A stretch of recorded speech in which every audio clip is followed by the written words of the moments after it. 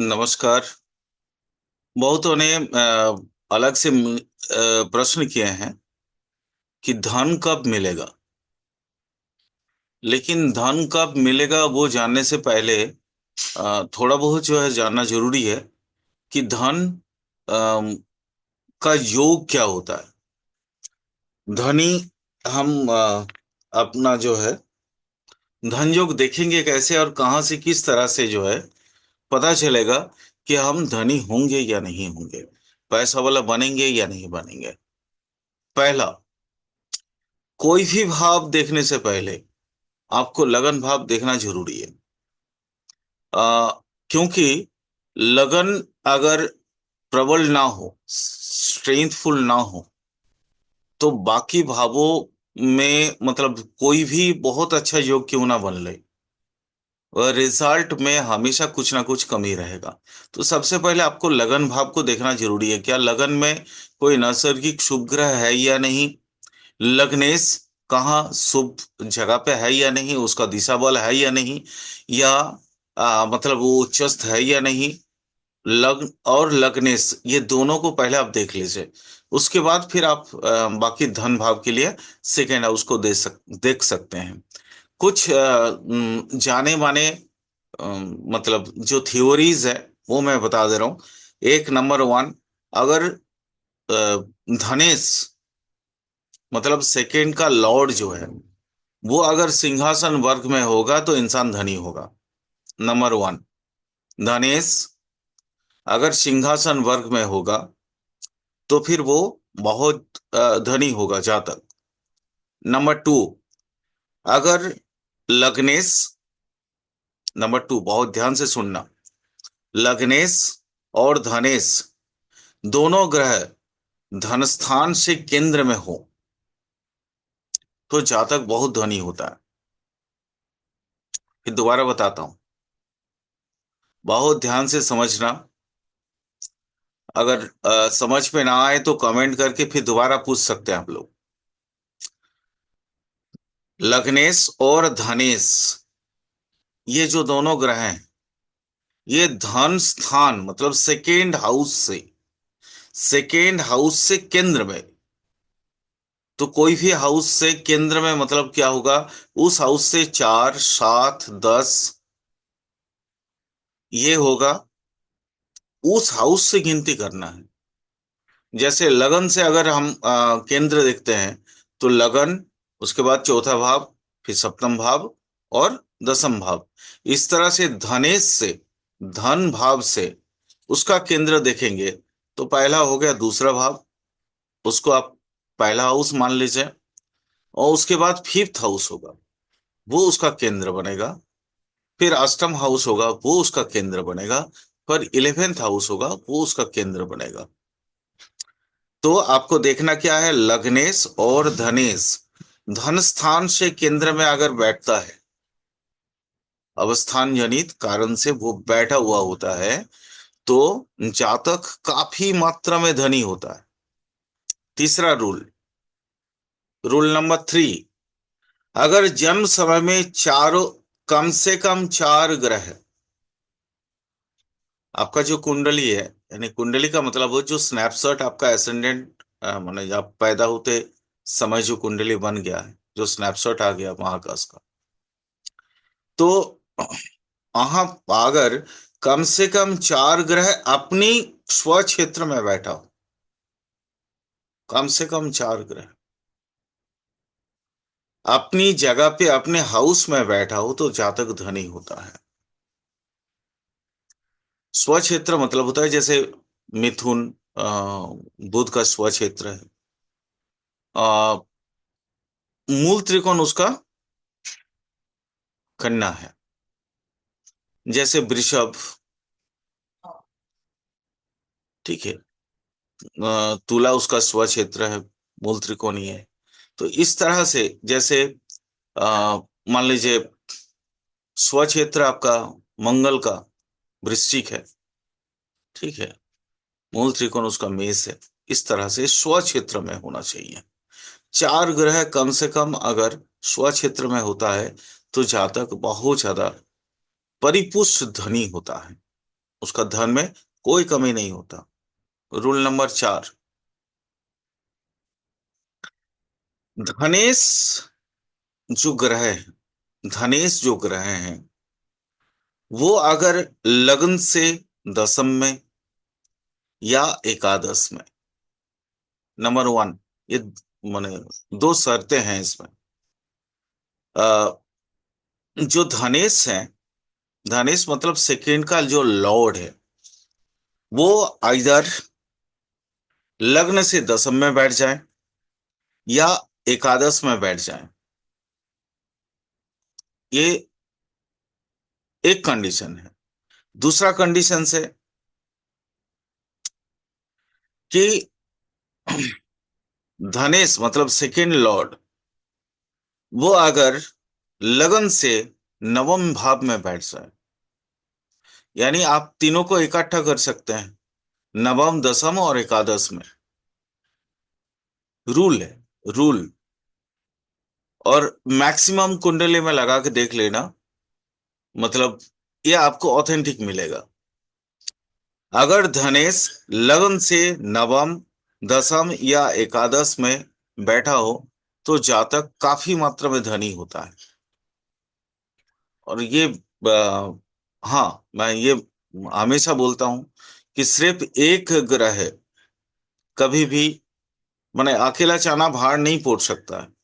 तो एक ग्रह आपको पूरा का पूरा रिजल्ट नहीं दे सकता है।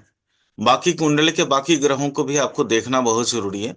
बट ओवरऑल जो रूल्स है, अगर बाकी एक दो ग्रह भी अगर थोड़ी बहुत मदद कर दें, तो धनेश अगर लगन से नवम में, नवम मतलब उसका भाग्य, भाग्य स्थान में बैठा है, दसम मतलब उसका कर्म स्थान में बैठा है, और एकादश मतलब उसका आय स्थान में बैठा है। अगर सेकेंड लॉर्ड लग्न से नाइन्थ में, टेंथ में या इलेवेंथ में बैठा हो, तो जातक धनी होगा। ये एकदम 100% ये रूल है, और है, ये रहेगा। 5 नंबर, लगन, लगन जो है, ठीक है, रूल नंबर 5, लग्न, लग्न का जो नवांश का स्वामी है, लग्न का नवांश का जो स्वामी है, वो अगर लग्न में बैठ जाए और कोई भी शुभ ग्रह के द्वारा अगर उसकी दृष्टि हो जाए, तो जातक जो है काफी धनी बनता है। इसमें एक और सोने पे सुहागा हो जाएगा। अगर लग्न का जो स्फूट है, वो अगर वैशेषिक अंश में वर्गगत हो जाता है, तो फिर पहले तो एक तो सोना था, सोने पे सुहागा हो जाएगा ये। मतलब यूं समझ लीजिए, वो तो धनी था ही, लेकिन अगर वैशेषिक अंश में अगर वो वर्गगत हो जाता है, तो फिर वो काफी ज्यादा मात्रा में जो है धनी होता है। रूल नंबर 6, चारों केंद्र में अगर शुभ ग्रह हो, शुभ ग्रह मतलब ऐसे नॉर्मली कोई शुभ ग्रह ना हो, बलवान शुभ ग्रह हो, शुभ ग्रह हो, मतलब चार के चारों केंद्र में अगर बलवान शुभ ग्रह हो, तो जातक काफी बड़ा धनी जो है वो होता है। रूल नंबर 7, लग्नेश, धनेश, लग्नेश, धनेश और आयस, मतलब सेकेंड लॉर्ड, लग्ना लॉर्ड और इलेवेंथ लॉर्ड, ये ग्रह अगर वैशेषिक अंश में वर्गगत होता है, तो जातक श्रेष्ठ धनी होता है। मतलब वो फोर्ब्स वाला जो रैंकिंग नहीं होता, वो फोर्ब्स वाला रैंकिंग में वो आ जाता है। रूल नंबर 8, बुध कर्क राशि में हो, या अ, बुध जो है कर्क राशि में हो, और शनि लग्न के एकादश में हो, लग्न कोई भी हो, कोई मतलब नहीं उससे। लग्न कोई भी हो, कोई फर्क नहीं पड़ता, बट बुध जो है वो कर्क राशि में होना चाहिए, और शनि लग्न के एकादश में होना चाहिए। तब जातक महाधनी होता है।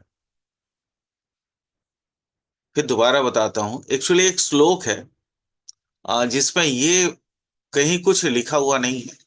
वो बोला गया है, कर्कज्ञ मंदे लाभे महाधनी। मंद मतलब होता है शनि, लाभ स्थान में अगर शनि होता है। कर्कज्ञ लाभे कर्कज्ञ मंदे लाभे महाधनी, मतलब लाभ स्थान में अगर मंद हो, मंद का मतलब होता है शनि। ठीक है, शनि अगर लाभ स्थान में आ जाता है तो लग्न की एकादश में आना चाहिए वो, तभी जाके वो लाभ स्थान होगा। तो लाभ स्थान में अगर शनि आता है और कर्क में बुध आ जाए तो फिर जातक महाधनी होता है। रूल नंबर 9, पंचम का जो लॉर्ड है, फिफ्थ लॉर्ड अगर अपनी ही जगह पे हो, फिफ्थ लॉर्ड अपनी ही जगह पे हो और शनि एकादश में हो, तो जातक महाधनी होता है। रूल नंबर 10, गुरु एकादश में और सूर्य अपनी स्वक्षेत्र पंचम भाव में, तो ये खाली मेष लगन की कुंडली में हो सकता है, क्योंकि सूर्य स्वक्षेत्र पंचम भाव में तभी आएगा अगर मेष लगन का कुंडली होगा। तो सूर्य पंचम भाव मतलब सिंह राशि में आएगा, जो कि सूर्य सूर्य का अपना क्षेत्र है। तो और वहां पे उस कंडीशन में क्या होना है कि गुरु जो है वो एकादश में आना चाहिए, तो ही जातक महाधनी होगा। रूल नंबर 11, गुरु अपने स्वक्षेत्र में हो और पंचम में अगर चंद्र बैठा हो, फिफ्थ हाउस में, तो जातक महाधनी होता है।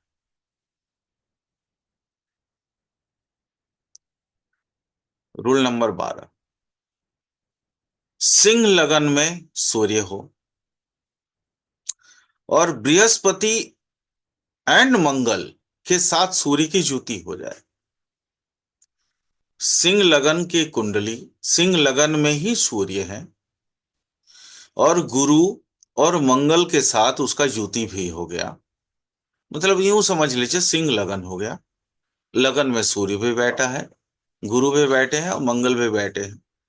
या लगन के साथ अगर ज्योति मतलब मूल त्रिकोण, जैसे पंचम में आ गया, नवम में आ गया, तो कहीं ना कहीं से उसके जो है संपर्क बनना चाहिए।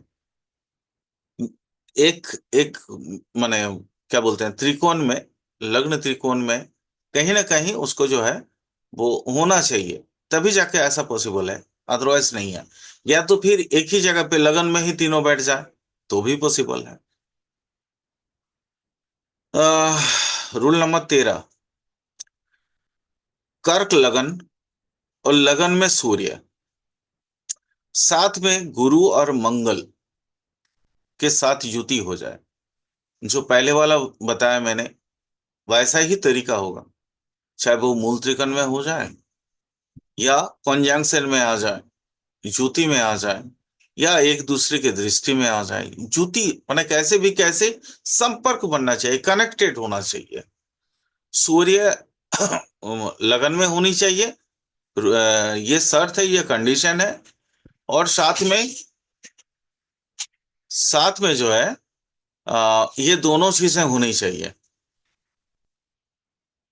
तो ही जाके ये पॉसिबल है, अदरवाइज पॉसिबल नहीं है।